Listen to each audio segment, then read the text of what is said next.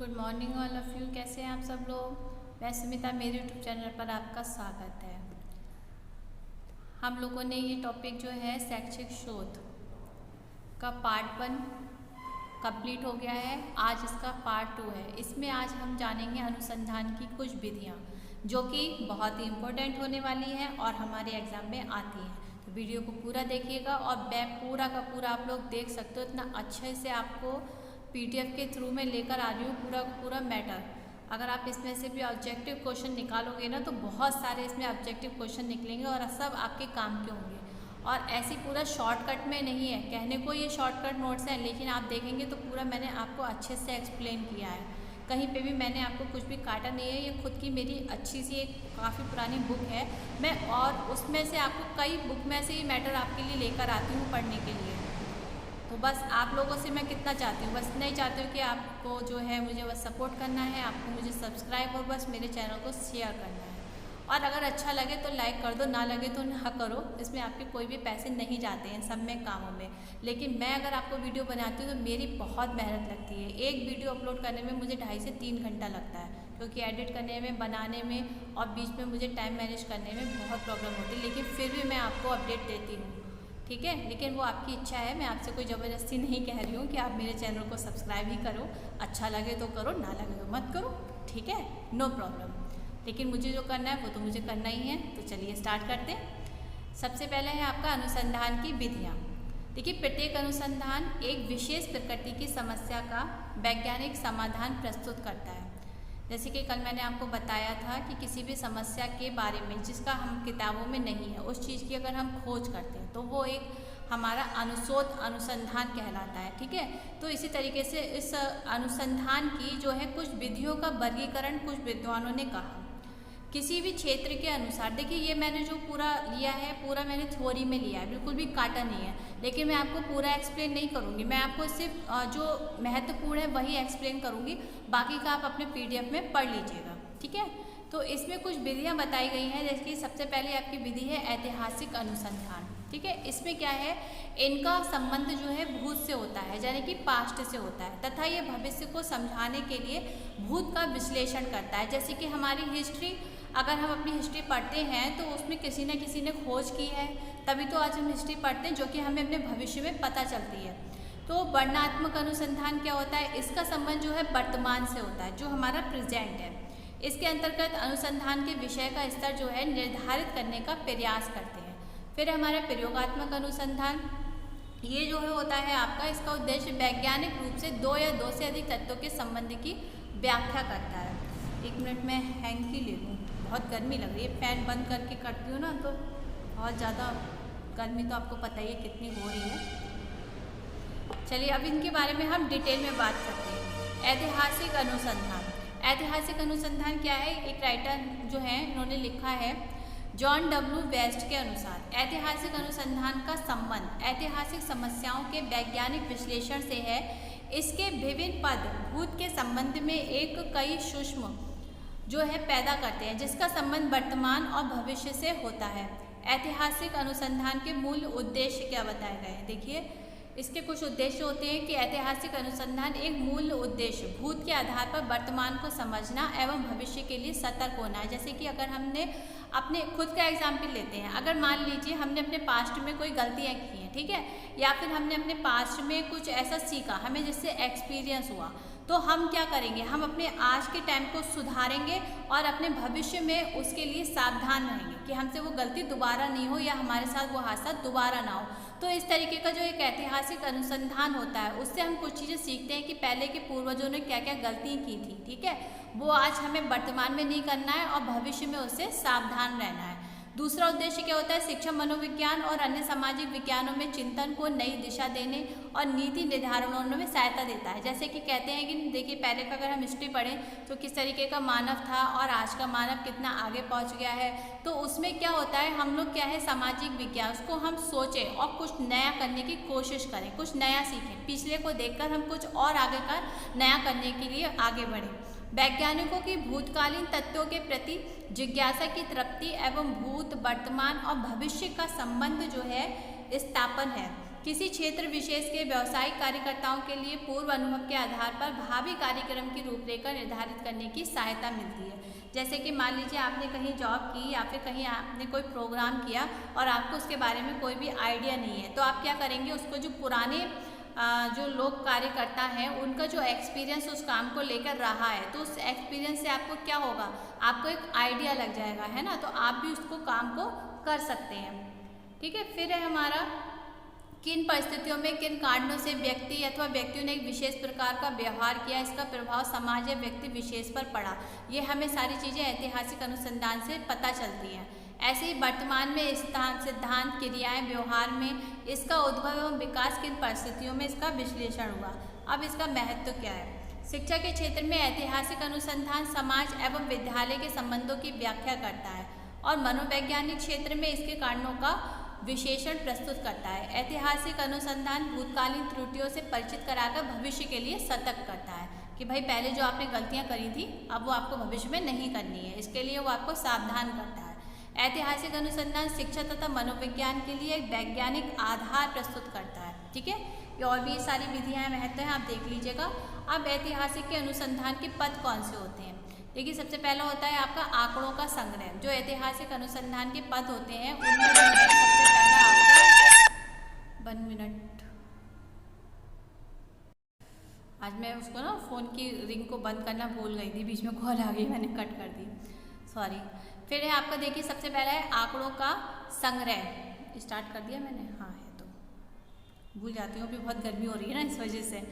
ऐतिहासिक अनुसंधान के निम्नलिखित पद होते हैं। इसमें आंकड़ों का संग्रह, मान लीजिए हमने आंकड़े संग्रह किए, आंकड़ों का विश्लेषण किया, उसको जांचा परखा, उसके बारे में जाना और उपयुक्त इन दोनों के आधार पर तथ्यों के विश्लेषण एवं उसके हिसाब से हमने एक रिपोर्ट तैयार की। ठीक है, ऐतिहासिक अनुसंधान का क्षेत्र क्या होता है। ऐतिहासिक अनुसंधान क्षेत्र में निम्नलिखित जो है, जैसे कि बड़े शिक्षा शास्त्री एवं मनोवैज्ञानिकों के विचार होते हैं, संस्था एवं प्रयोगशालाओं के द्वारा किए गए कार्य होते हैं, विभिन्न कालों में शैक्षिक एवं मनोवैज्ञानिक विचारों के विकास की स्थिति होती है। शिक्षा के लिए ये संवैधानिक व्यवस्था है। अब मैं इधर आ जाती हूँ, बीच बीच में इधर उधर मुझे जाना पड़ेगा भाई, क्योंकि छोरी है वो बीच में आ जाती हूँ मैं। फिर है आपका वर्णनात्मक अनुसंधान। वर्णनात्मक अनुसंधान क्या है, वर्णन एवं विश्लेषण करता है ये परिस्थितियां अथवा संबंध जो वास्तव में वर्तमान में है, अभ्यास जो चालू है, विश्वास, विचारधारा अथवा अभिवृत्तियां जो पाई जा रही हैं, वे सब प्रक्रियाएं जो चल रही हैं, अनुभव जो प्राप्त किए जा रहे हैं, ये सारी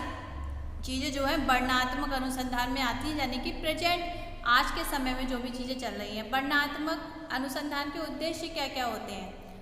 भावी अनुसंधान प्राथमिक अध्ययन में सहायता करता है, जिससे अनुसंधान को अधिक नियंत्रण एवं वस्तुनिष्ठ बनाया जाता है।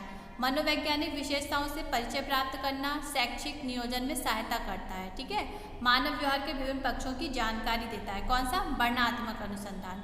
इसकी विशेषताएं क्या होती हैं, इसके अंतर्गत स्पष्ट परिभाषित समस्या पर कार्य करते हैं। वर्णनात्मक अनुसंधान जो है विशेष, सरल एवं अत्यंत कठिन और दोनों प्रकार का हो सकता है। इसकी प्रकृति जो होती है क्या है, ये है स्पष्ट करता है। इसके अंदर किसी भी वैज्ञानिक नियम का निर्धारण नहीं होता है। ओके, तो ये काफ़ी सारे दिए हुए हैं। अब इसके विभिन्न पद क्या होते हैं। इसमें सबसे पहला पद होता है आपका अनुसंधान समस्या का कथन। ये निश्चित करना कि समस्या सर्वेक्षण अनुसंधान के उपयुक्त है।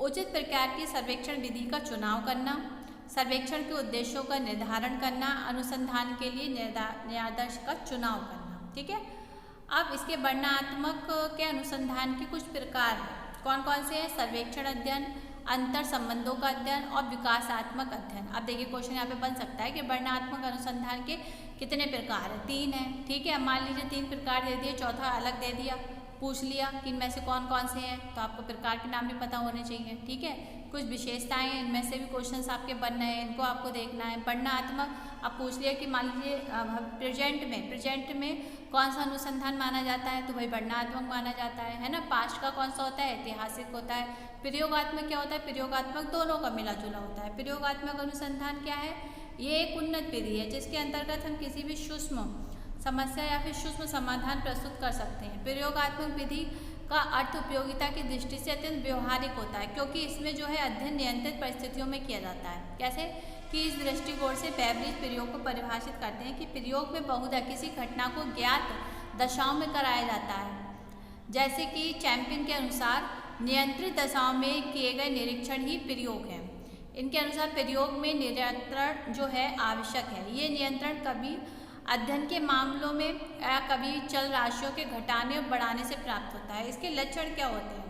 ये विधि एक चर की धारणा पर आधारित होती है। जहाँ भी चरों पर नियंत्रण संभव है उस विधि में मानव परिस्थितियों में सभी संबंधित चरों पर नियंत्रण नहीं किया जा सकता। मूलभूत तथा प्रयोगात्मक अथवा क्रियात्मक अनुसंधान सभी में प्रयोगात्मक विधि का प्रयोग कर सकते हैं। फिर इसके विभिन्न पद कौन कौन से हैं?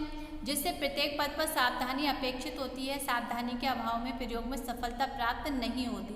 अब इसके कुछ पद देखिए नीचे दिए हुए हैं। समस्या से संबंधित साहित्य का सर्वेक्षण करना, समस्या का चयन है वो उसका परिभाषण करना, यानी कि उसकी परिभाषा देना, पहले उसका चयन करना फिर उसको परिभाषित करना, फिर परिकल्पना का निर्माण करना, विशिष्ट पदावली तथा चरों की व्याख्या करना, प्रयोगात्मक योजना का निर्माण करना, प्रयोग करना। देखिए ये पद जो है ये एग्जाम में आते हैं, ठीक है।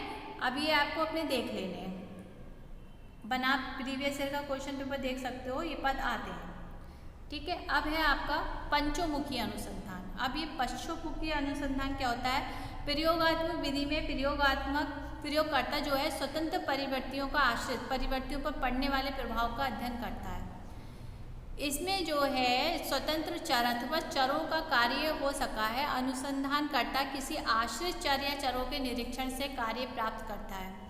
जैसे कि आदर्श रूप में समाज वैज्ञानिक अनुसंधानों में न्यायादर्श के सदस्यों को यादृच्छिकृत रूप में चुनने और उन सदस्यों को यादृच्छिकृत समूह में विभक्त करने आदि की सदैव संभावना रखता है। लेकिन वास्तविक अनुसंधान में इन सभी संभावनाओं को पूर्ण करना कठिन होता है। तो ये जो पक्षोमुखी अथवा तथा प्रयोगात्मक अनुसंधान है इसमें न्यायादर्श को यादृच्छिकृत रूप में चयन करना संभव होता है। इसका महत्व क्या होता है? पंचोमुखी अनुसंधान जो है मनोविज्ञान, शिक्षा तथा समाजशास्त्र के अनुसंधानों के लिए आवश्यक है।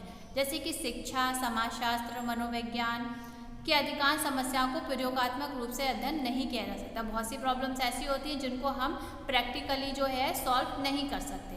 तो उसके लिए हमें क्या करना होता है? बुद्धि, पारिवारिक वातावरण, शिक्षा का प्रभाव, स्कूल का वातावरण आदि सभी अध्ययन पर स्पष्ट रूप से सोचना पड़ता है। इनका भी उपयोग नहीं है। ऐसे अध्ययनों में केवल नियंत्रित ज्ञान, ठीक है, तो संभव है, किंतु पूर्ण रूप से वैज्ञानिक विधि का उपयोग नहीं हो सकता इन सारी चीज़ों में। इसी प्रकार विभिन्न सामाजिक समस्याओं के अध्ययन में प्रयोगात्मक विधि का उपयोग नहीं हो सकता। तो ऐसी समस्याओं से संबंधित अनुसंधान जो ना चाहते हुए भी आपका जो था पशुमुखी अनुसंधान का उपयोग करना पड़ता है। अब यहाँ पे क्रियात्मक अनुसंधान क्या है? कोरे ने कहा है कि क्रियात्मक अनुसंधान वह प्रक्रिया है जिसके द्वारा व्यवहारिक कार्यकर्ता वैज्ञानिक विधि से अपनी समस्याओं का अध्ययन अपने निर्णय और क्रियाओं में निर्देशन, सुधार और मूल्यांकन से करते हैं। यानी कि आपकी जो समस्या है उसका जो वो सॉल्यूशन करते हैं वो अपने खुद के निर्णय से, अपनी खुद के निर्देशन से, अपनी खुद की क्रियाओं से और अपने खुद के मूल्यांकन से करते हैं, ठीक है। अंतर्वस्तु विश्लेषण, अंतर्वस्तु यानी कि हम अपने खुद के बारे में सारी चीज़ों को सोचते हैं, ठीक है, और उसका हम विश्लेषण करते हैं, तो वो आपका आ जाएगा क्रियात्मक अनुसंधान, ठीक है। नैदानिक विधि क्या होती है? ये अनुसंधान की एक अप्रयोगात्मक विधि होती है। इसके अंतर्गत जो है परिस्थिति के नियंत्रण तथा या फिर परिवर्तन के लिए विशेष प्रयास की आवश्यकता नहीं पड़ती है। इस विधि का उद्देश्य जो होता है वो आपका व्यवहारिक वर्णन अथवा किसी व्यवहार के विभिन्न तथा तत्वों को दर्शा एवं संबंधों पर प्रकाश डालना होता है। जैसे कि मान लीजिए कोई समस्या है या फिर कोई प्रॉब्लम है या कोई व्यवहार है, उसकी तथ्यों और उसकी दशाओं पर, इसके संबंधों पर प्रकाश डालना इस विधि का मेन काम होता है।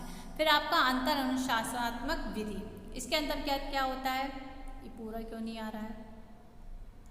चलिए, अंतर अनुशासनात्मक विधि जो है, अंतर अनुशासनात्मक विधि से तात्पर्य है कि प्रत्येक विधि को एक पूर्ण स्वतंत्र इकाई के रूप में अलग अलग न लेकर विषयों जिनका एक ही लक्ष्य है उन्हें एक साथ रखा जाता है, जिससे छात्रों का अधिक से अधिक लाभ हो और वे संबंधित ज्ञान को प्राप्त हो, ठीक है। तो ये आज आपका टॉपिक पूरा हो गया। आई थिंक यूनिट 6 था ये, और आपका ये यूनिट 6 आज कंप्लीट हो गया शैक्षिक शोध। और अब हम न्यू यूनिट स्टार्ट करेंगे, तो भाई टाइम कम रह गया है, अब तो थोड़ा सा सिलेबस रह गया है, मैं जल्दी जल्दी से करा दूँगी आप लोग का, बस थोड़ा सा रह गया है। और क्योंकि मुझे पर डे जो है काफ़ी वीडियो अपलोड करने पड़ते हैं, इसलिए मैं पर डे कर नहीं पाती हूँ। यूट्यूब पे भाई एक लिमिट में तो वीडियो लेगा, क्योंकि मुझे अपने स्कूल के भी वीडियो अपलोड करने होते हैं, आपके भी हैं और आपका UPSI वाला भी है हिंदी का, तो वीडियो अपलोड इसलिए मुझे थोड़ा सा गैप करके अपलोड करने पड़ रहे हैं। पर डे मेरा कम से कम 3 से 4 वीडियो जो है अपलोड हो रहे हैं। भाई डाटा भी डाटा ही है और मैं ही हूँ, पूरा दिन वीडियो ही बनाती रहती हूँ, बहुत टाइम हो जाता है पता है। मॉर्निंग से लेकर रात के 12 बजे तक बिल्कुल भी मुझे टाइम नहीं मिल पाता। और मॉर्निंग में भी पता है मैं 4:30 पर उठती हूँ और रात में 12 बजे तक मुझे सारा काम फिनिश करके सोना होता है, बहुत ही कम। अब कभी कभी थक जाती हूँ तो दोपहर में सो लेती हूँ, वरना नहीं हो पाता, क्योंकि भाई ये भी काम ज़रूरी है, ये सारे काम तो करने ही है। जब मैंने कहा है कि आपको कराऊंगी तो कोशिश तो पूरी ही करनी है, आप लोग सपोर्ट करो या ना करो, चलिए कोई नहीं। अब आपको मैं इसकी जो PDF है वो अपनी टेलीग्राम लिंक पे भेज दूँगी, आप मेरा टेलीग्राम लिंक ज्वाइन कर सकते हैं, ठीक है। और इंस्टाग्राम पे फॉलो करना चाहो तो इंस्टाग्राम पे फॉलो कर लेना, लिंक मैं आपको सारे नीचे दे देती हूँ। और आपकी जो इसकी जो प्लेलिस्ट है वो भी मैंने बना रखी है, उसका लिंक, और आपका UPSI अगर हिंदी का कोई भी बच्चा तैयारी कर रहा है तो आपके लिए उसका भी लिंक है।